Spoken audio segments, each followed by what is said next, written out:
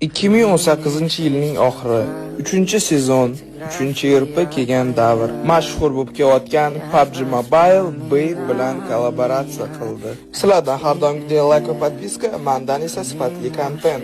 Gap yo'q, sariq Babe eng mashhur, birinchi bo'lib fioletoviy Babe kelgan. Va u juda ham qimmat bo'lgan. 180 bitta ochgach, 10 tali 1620 UC.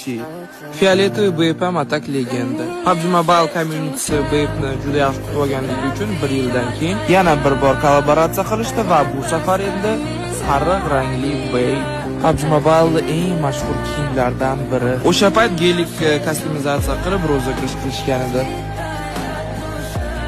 Endilikda bizning keysda Babe papkasi, skоворodka, beysbol va qora rangli Babe futbolkasi ham bor edi.